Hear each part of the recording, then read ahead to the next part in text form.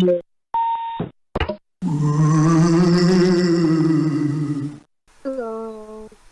Hey.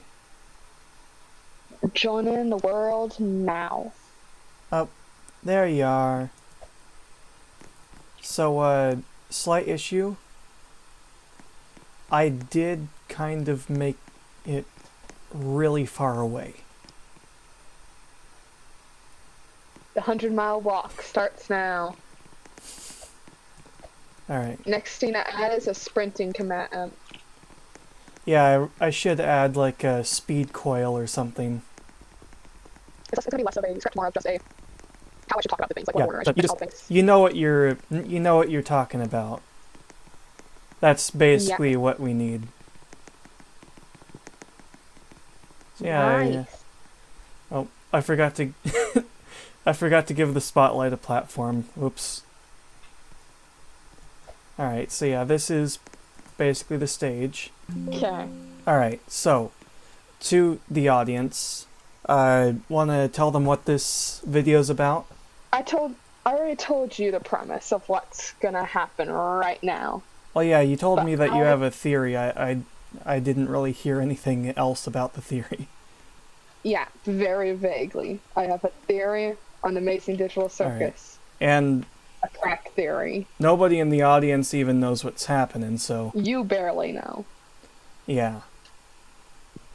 So, what are we gonna be talking about? Well, it's all about one character, and one character particularly. A character that seems slightly overlooked. Yeah? The NPC Orbsman. Oh, wasn't there I remember a bunch of people were speculating about him when he first came out. I didn't see much of those speculations, actually. Yeah? I've only seen one theory about him that I'm going to mention in this. Alright, okay. But basically, let's start with the background information on how I made this theory. I went to Comic-Con the day after Episode 8 premiered, and I was waiting in line for Kane's voice actor to get him to sign a paper for me. And I was talking with some other fans, and this theory just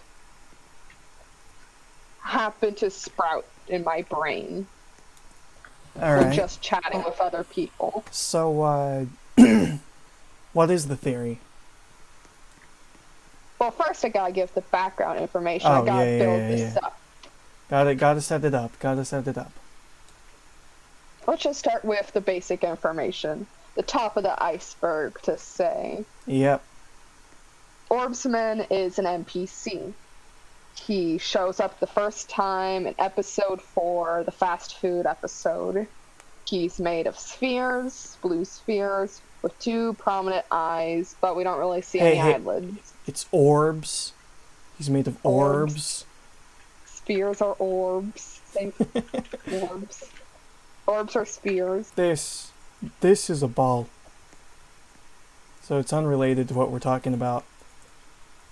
True. So far, we haven't seen Orbsman directly in any of the other episodes. But we have seen his evil counterpart in episode 5. His evil counterpart being a part of the Big Tops and is the only NPC that we see with a direct, in quotes, evil variant. Alright. Yeah, I was kind of confused, like, why did Orbsman get an evil variant while Gangle was sort of left out?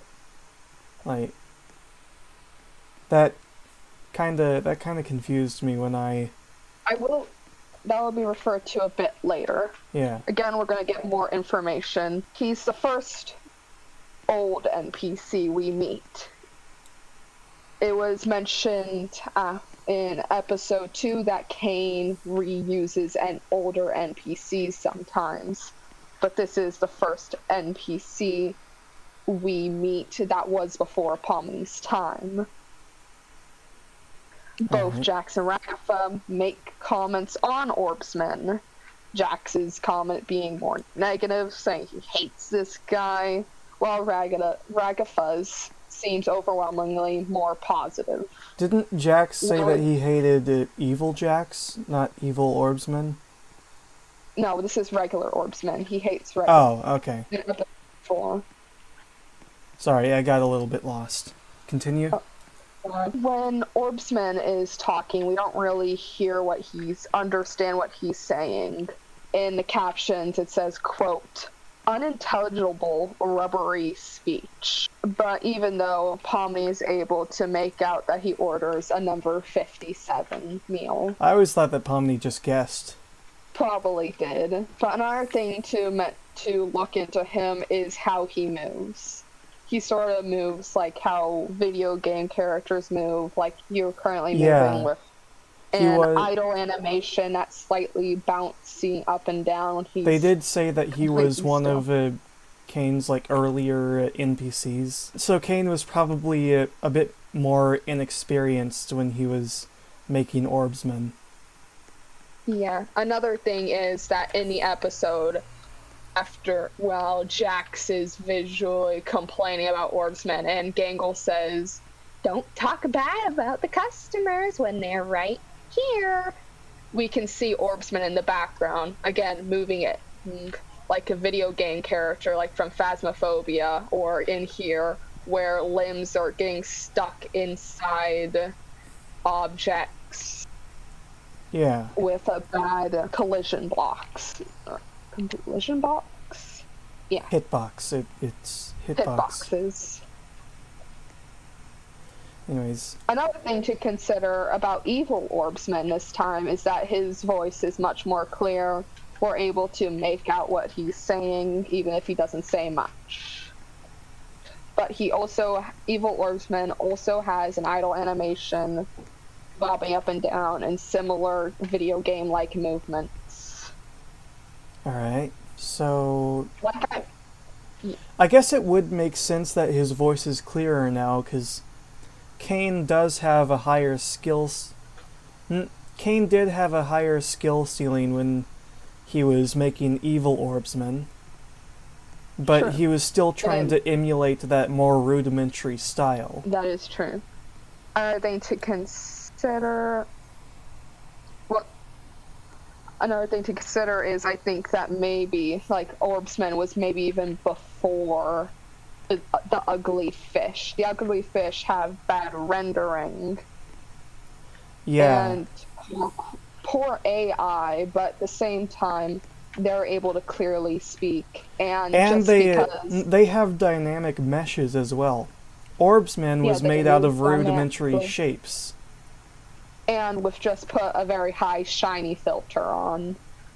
Yeah. So what is all this coming to? Like, you've presented all of these points. What is the theory? I'm just gone on to page 2 out of 4. Oh my goodness. I'm building this up. Okay. It seems like, on the surface, everything with Orbsman is somewhat related to Gangle, in a sense. He first shows up in Gangle's episode as evil Orbsman replaces Gangle. Evil Gangle. Alright. Now, this is to mention a theory I've seen before with Orbsman. I'm taking this theory and I'm going mayhem with it, but the theory is that Orbsman is meant to be a critique on AI art, AI just stealing artists' jobs. Alright. I could kind of see that. Like, Gangle is the only, like, really big, hey, I'm an artist of the group. And there is multiple instances of Orbsman and AI replacing her in a lot of the senses. This theory is going to make place in mine, but it goes so much deeper. Alright. Let's go back to evil Orbsman. With the evil characters in general's color palette, it isn't inverted. It isn't, let's just make them look evil. It's taking the same colors from their color palette and mixing it up a lot. Orbsman only has one color, blue, specifically a light blue. So And his evil swapped version- it. So they swapped it out with Gangle's red ribbons. Well, yes, his evil part is red. Currently, it's unknown why. But the show has a lot of red and blue symbolism. So there's likely a part in that. Like how we see with the buttons in episode 7, a blue button and a red button. And with Kane's AI and the other AI, that Kane ate up. Red, blue, red, blue. There's a lot of symbolism with that. Now, here's where it goes a little bit off the rails. I'm ready. Let's just look a little deeper, a little closer to Baby Kane and the blue AI. Okay, so What do they look like? balls, Yes, they look like orbs. circles. They look like orbs. Sorry. Well, I wrote here they look like circles, and circles are just 2D spheres, and spheres are the same shape of orbs, but yeah. All right. So could Orbsman Bunch of be red and like blue. Kane's attempt to recreate his late brother? I'm not exactly sure, but yes, Orbsman is made of a bunch of blue circles, orbs. Okay. And evil Orbsman is a bunch of red orbs. Now here's to tie it back to the Gangle theory. Kane's name is quite literally Creative Artificial Intelligence Networking Entity. That's what Kane stands for. He was meant to be a creative AI that could come up with its own ideas. Now, Alright. in the theory where Orbsman is meant to symbolize AI replacing artists, Kane is quite literally a creative AI. If Orbsman is here to symbolize AI replacing human artists, wouldn't a creative eye replace human artists as well? I guess. Sorry, you lost me. Basically, Kane is an AI meant to be creative, and Yeah. creative AI is usually the one seen nowadays replacing artists. Yeah. But for some reason, they use Orbsmen as a metaphor for this in a sense, Alright. which is odd. I can see that. Now, another picture on the board and another red string is episode 8's merch. There were the little mystery boxes with all the characters and their variants. We had the whole circus, the gloinks being little bowling pins. And the gloinks they're easily pass-offable. Gloinks are basically the cute little character, the mascot in some sense of the digital circus. Everybody loves them. Everybody knows who the gloinks are. They've been here since episode 1. Haven't they only been in episode 1? Wait, I guess they have showed up in the fast food episode.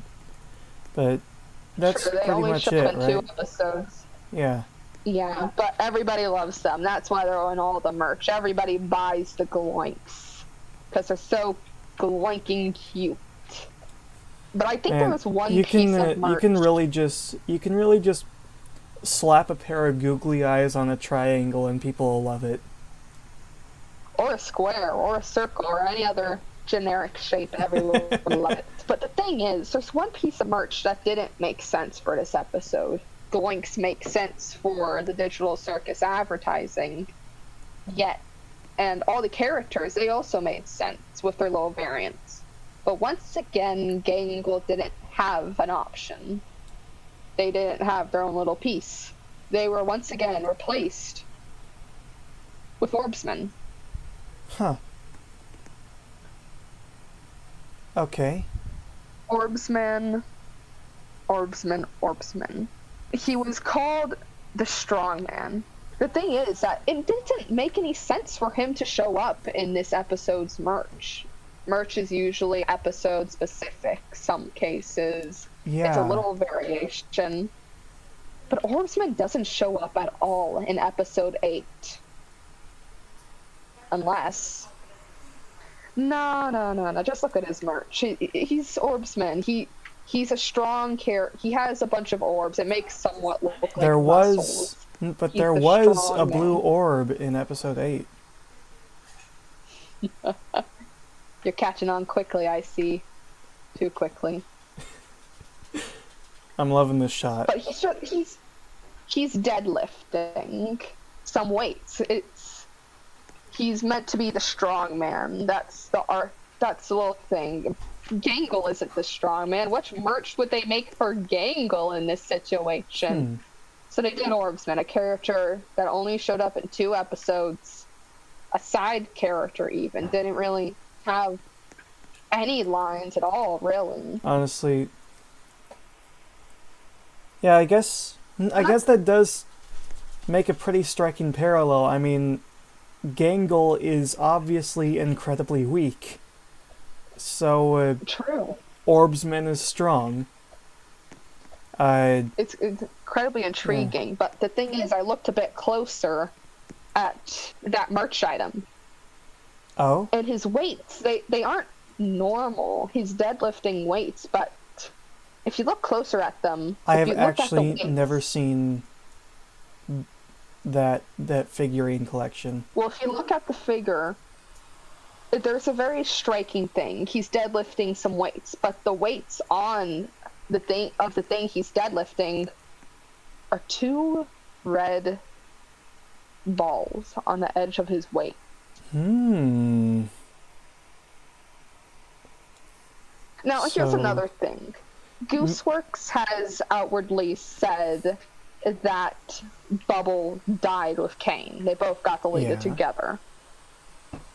Along with all of the other NPCs, right? But the thing is, she doesn't mention any of the other NPCs. Another thing is, there's a bubble right behind Kane as he disappears that didn't disappear. Oh, could that be Orb? Could that be Orbsy? What if that isn't just a floating bubble, but a sphere, an orb? An orb. Maybe Orbsman was in that episode. Maybe that's why he has merch. He was, but not his usual model we see him in. He was just in the far back. But as potentially the blue AI. The transparent orb. He could potentially be the blue AI. I guess. Deadlifting Kane as his own ability, or as an AI surpasses Kane's. I was thinking like maybe him lifting the red orbs could potentially represent like him support, like being the basis that Kane goes off of. That's good, actually. That's good. Yeah, like the foundation for Kane. Like Kane. But Orbsman still struggles carrying these two to deadlift these two red orbs. Wait, he beats down his face in the merch item. Orbsman, maybe he wasn't just an early AI, but maybe he was made to be a prison. A prison for Kane's brotherly AI. Abel. For Kane to put into. I kind of see where you're going. Yeah. He's unable to be understood, never given an updated model or movement system, or even a hitbox out of maybe pure fear from Kane. Of him gaining sort of power in the digital circus with the other humans, still allowing him to move around and have freedom, but not too much. Maybe that's why Evil Orbsman is red. Not just because cyan and red are both colors that are complementary. Not just because of the red and blue symbolism, but because red and blue means Kane and Abel. Yeah. Meant to be opposites. I'm actually I'm actually starting to pick up on this. Yeah. I think I know. The thing is with Orbsman is he's the only character in the entire game that moves around like it's a game. I think it should be important to call back to, Kinger did mention that the circus wasn't built as a game, but as an AI testing thing. That is true. Yeah, it's a bit odd then that Kane had Orbsman. It never updated him at all. He moves around like he is a video game character. Stagnant walking model. When he stands still, he bobs up and down. Poor hitboxes. It's what you expect in a lot of games. Bro must be exhausted. He doesn't even stop moving when he's standing still. True. So what do you think about my theory? That's the whole 4-page script. I think it's pretty interesting. Actually, now that I think about it, like, the constant movement, even in his idle animation, that could be used to keep Abel's energy, like, at like a used up level. That's true. Keeping him not deactivated, but still there, because, like you said, Kane needs him as stability. He can't get rid of him. Yeah, that's and we know that AIs running for a prolonged amount of time can go crazy. Kane's are proof. So maybe this body and maybe event sometimes, a few times going on event, being NPC in adventures may just give him some stability. Yeah. Jeez, a lot of this video is just gonna be you talking and me nodding my head. I probably should have thought of better things to say, but yeah, I think I like this theory. I think you actually kind of sold me on it. If I just Orbsman... want to put this theory out there before something proves it wrong when episode 9 comes out. If it turns out that Orbsman is able... I was the first to say it. Yeah, you'll be the first. Anyways, what should we call this? What should we call this theory? Gotta be like a catchy name. Actually, I haven't thought of that yet. We can't call it the Orbsman theory. That's too vague. Alright, Able Orbs. The Orbsman Foundation theory? That's a good that's actually good. Orbsman Foundation. Alright. Okay, well, let's head back on to the house. Give us a little... Oh, I forgot to get rid of that guy. Hi, buddy. Yeah, I tried... I wanted to use, like, a player model to make the entrance, like, up to scale. Oh. So I just used my avatar implementer and searched for a rig. Just came up with this random dude named Rig. Sup, Rig? So, hey, Rig, if you're out there and somehow stumble across this, congrats, you made it into a video. Please don't sue us.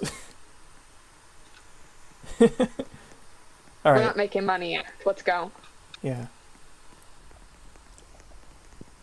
So, are we going to be posting this on your channel? You can still do yours. I'm pretty sure there's a feature where you can, recently added, where you can do on multiple channels at once, I think. Oh yeah, the collab function. Alright, so, I think that was a nice recording. We got it all in one go. To the viewers, if you like this video, be sure to like, comment, and subscribe, and go ahead and check out Katsar's channel. And if you're watching this from Katsar's channel, please, I need attention. Come watch me. Bye. Alright, bye-bye. Have a great day, y'all. Here I come, rougher than Knuckles. The best of them, tougher than Knuckles. You can call me Knuckles, unlike Knuckles, don't chuckle. I'd rather flex my knuckles. I'm hard as knuckles. It ain't hard to chuckle. I break them down whether they knuckles. Unlike knuckles, I'm independent since my first chuckle. First knuckles, still the knuckles, then no knuckle chuckle.